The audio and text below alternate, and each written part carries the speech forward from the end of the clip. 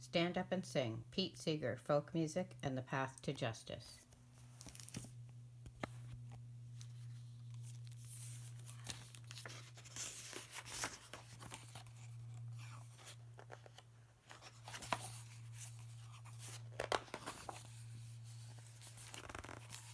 Pete Seeger plucks and strums the banjo. His warm, high voice floats over the crowd. Heads begin to bob and toes to tap. Suddenly, Pete stops. No, even if you never heard this song before, you can sing it with me, he says. He calls out the words. Gradually, quiet folks find their courage, and the chorus of voices grows. Soon nearly everyone has joined in, and Pete's voice is ringing out in harmony. His fast-picking fingers fly over the strings, and his boots bang out the rhythm. Everybody sing, he cries. When the music ends, people leap to their feet, clapping, whooping, and whistling.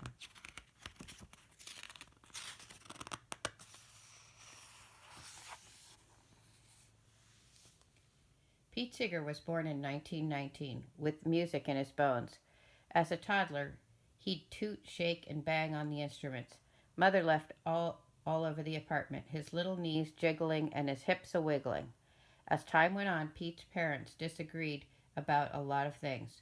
When they separated, he was at boarding school in Connecticut. There he felt shy, except when playing songs with silly words and clever rhythms on his ukulele. Summers he lived with his brother and father in his grandparents' barn.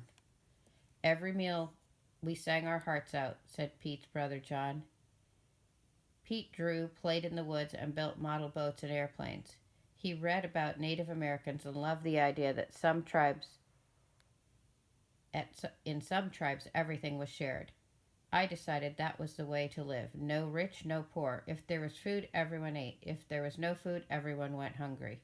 Maybe he'd live in the forest for the rest of his life.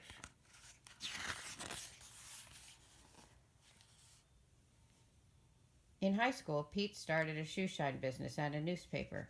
He was angry when the school wouldn't let him print an article about a pet snake loose in the dorm. They said the story would make the school look bad. Pete thought the truth was important. One thing that always rang true for Pete was music. He had so much fun fooling around on a teacher's banjo that he begged his mother to let him get his own. I would like to buy a big banjo, he wrote. Did you receive my package, the sweater and underwear, she replied. Yes, yes, yes, wrote Pete. Please, mother, can I have that banjo? When she agreed, Pete bought a used four-string banjo with savings from his allowance. Back home in New York City, father and his new wife, Ruth, had trouble paying their bills. In 1929, the stock market had crashed and the Great Depression had begun. Millions lost their jobs and their homes. Families went hungry. To Pete, it didn't seem fair that some folks were rich and some had nothing. Father took Pete to poor neighborhoods to see suffering caused by hard times. Together they marched in parades for working people and went to parties where folk singers shared protest songs. At one concert, the performers and the audience sang together about workers' rights, thousands of voices united by a common purpose, demanding equality, justice, and respect. Pete was so impressed he went back to school and wrote a paper about it. The near empty cupboards at home made a deep impression too. Before he started college, Pete and his family drove to a music and dance festival in Asheville, North Carolina. Traveling through the mountains, Pete saw barefoot children dressed in rags peeking from doorways of tumble-down shacks and felt like he was visiting a foreign country. But when he heard the rippling rhythms of the five-string banjo, it was like coming home. He couldn't wait to get his hands on one. Soon Pete learned to finger-pick a banjo. Listening to records over and over, he tried to imitate what he had heard. Rhythm, melody, chords, and words. And I, born in New York City, started learning songs of Kentucky miners, Wisconsin lumberjacks, and Texas farmers, he said. At college, Pete couldn't stop talking about worker strikes and unions, the Civil War in Spain, and the Nazis in Germany. He talked so much that he didn't do his homework. He lost his scholarship and had to drop out of school. Jobs were hard to find. One day Pete played his banjo on the street and earned 75 cents, enough in those days to buy 8 loaves of bread. Eventually, he went to work for a family friend, Alan Lomax, who collected and recorded folk songs for the Library of Congress.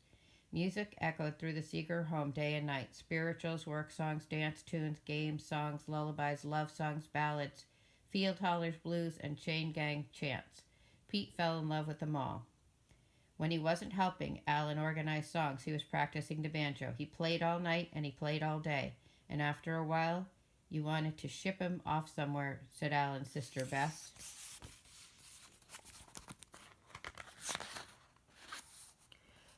Although Alan met Woody Guthrie, who'd just written This Land Is Your Land, I learned so many different things from Woody that I can hardly count them, Pete said.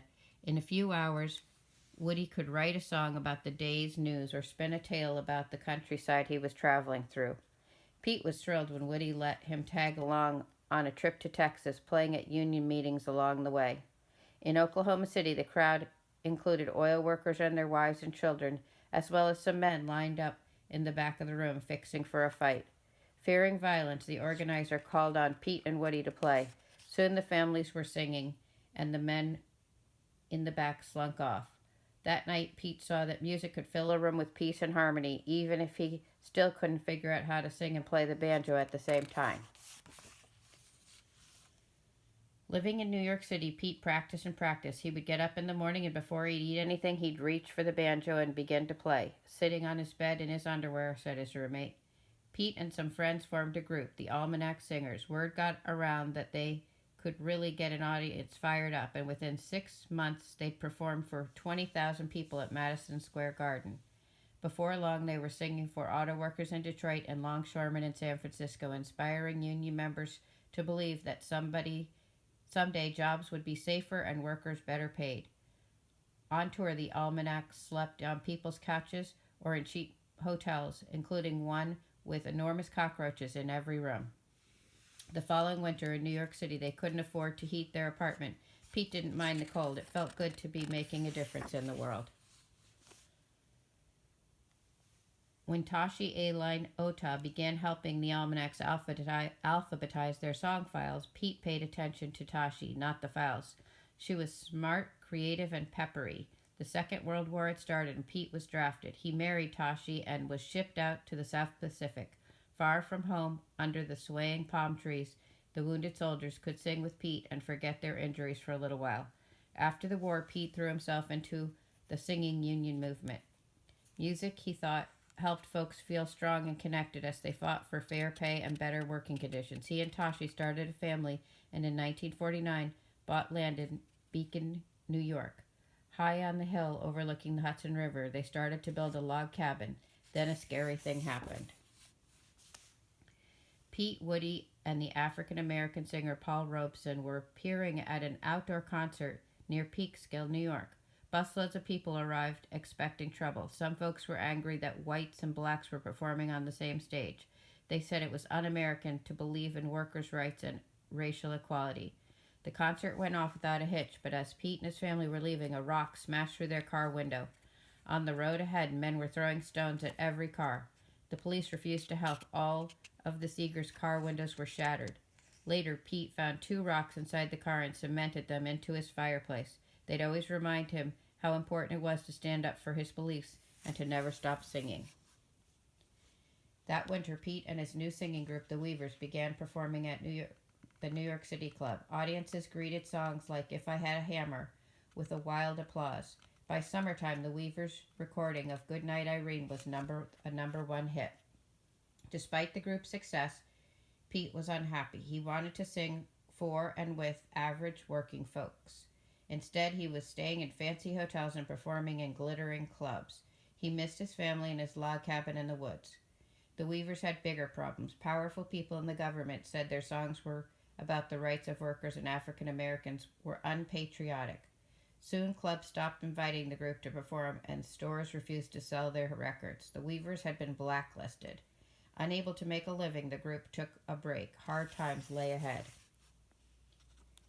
In 1955, Pete was called into court by some congressmen who didn't think he was a loyal American. Pete refused to answer their questions in the way they wanted. The threat of prison would hang over his head for the next 7 years. Meanwhile, the civil rights movement was picking up steam. On a trip to Tennessee in 1957, Pete introduced Dr. Martin Luther King Jr. to the song We Shall Overcome. That song really sticks with you, doesn't it? Dr. King said. We Shall Overcome spread throughout the country in churches and community halls, at civil rights gatherings and protest marches. People stood arm in arm, their voices forming a bond of hope and determination. During these years, Pete could barely make a living. Still, he loved to perform, especially for children. He'd moo like a cow and honk like a goose, and the kids would giggle in delight. Pete felt like Johnny Appleseed, spreading folk music seeds song by song to child by child. Eventually, the seeds Pete planted began to sprout. Young folk singers popped up from coast to coast, and some of his songs became hits. Together, he and Tashi answered bushel basketfuls full of fan mail. Pete let off steam by chopping wood and sailing the Hudson River. Best of all, in 1962, his legal problems were settled. He was still blacklisted, concerts might be canceled at the last minute, and no commercial television show would have him on. But Pete thought he'd never do anything in music more important than teaching young Americans the folk tradition. He didn't realize there was still important work to come.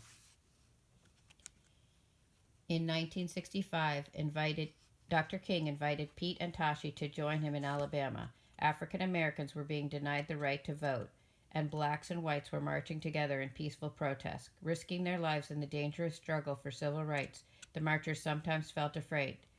Singing kept them strong. By day, as the crowds walked the highway from Selma to Montgomery, song after song rose into the air.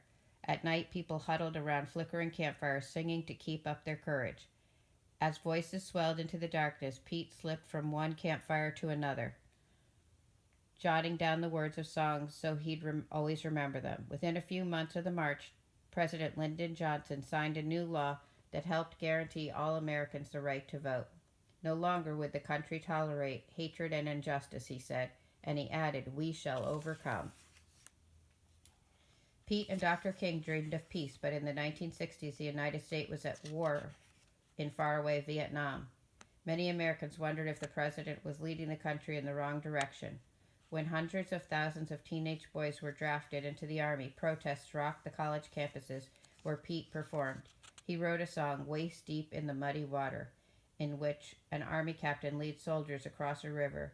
The water gets deeper and deeper, but the captain won't stop, and eventually he drowns. People who heard the song understood that Pete was criticizing President Johnson for taking the nation deeper into war. In 1967, Pete was invited to appear on national television for the first time in 17 years. After taping the show, Pete was furious when he saw it on TV. They had cut out Big Muddy. What they did was wrong, he told a newspaper reporter. Luckily, a few months later, he was invited back on TV, and this time 7 million people saw him perform Big Muddy. Still, the Vietnam War ground on. It would be 7 more years before the last American soldier came home. Pete was angry and discouraged, especially after Dr. King was shot and killed in 1968. He began to wonder if singing really did have the power to change the world. How could he lead people in song if he didn't have hope for the future? If you despair, what happens to the many, many people like myself who look to you constantly for hope, wrote a fan. Little did he know he'd find the answer right in his own backyard. Sailing on the Hudson near his home during the 1960s, Pete often saw garbage in the water. People were treating the river like a dump. With Tashi and some friends, he hatched a plan to build a sloop, an old-fashioned boat with a mast more than 100 feet tall that would sail the river and inspire people to clean it up. At a shipyard in Maine, Pete and other volunteers hauled iron and lumber, rope and canvas, nails and paint and tar. Slowly the boat took shape. On a hot June day in 1969, Clearwater set sail for New York City. There the mayor stood on the deck while television news people thrust microphones at Pete. Then the boat, that Pete called a symphony of curves, headed up the Hudson. It's been her home ever since. A clean river, a perfect planet, a living wage. As Pete got older, he continued to sing, to protest, and to inspire people to speak out for their beliefs. When President Barack Obama took office in 2009, Pete led 400,000 people in singing This Land Is Your Land at the Lincoln Memorial in Washington, D.C. The civil rights movement had come a long way, but Pete knew the struggle for equality would go on. Pete passed away in 2014, but his work isn't done. For in times of war, the world needs peace. In times of hatred, the world needs love. In times of injustice, the world needs truth. And whenever people gather in the name of freedom, they find strength and courage in song. Today, the Hudson River, when clear water sails fill with wind and singing rises from her deck, she tells the story about standing tall, binding people together in friendship, and lifting them up with the power of music. If you listen closely, you might just hear the voice of Pete Seeger. When one person taps out a beat, or three people discover a harmony, or a crowd joins in a chorus as though to raise the ceiling a few feet higher, then they also know there is hope for the world.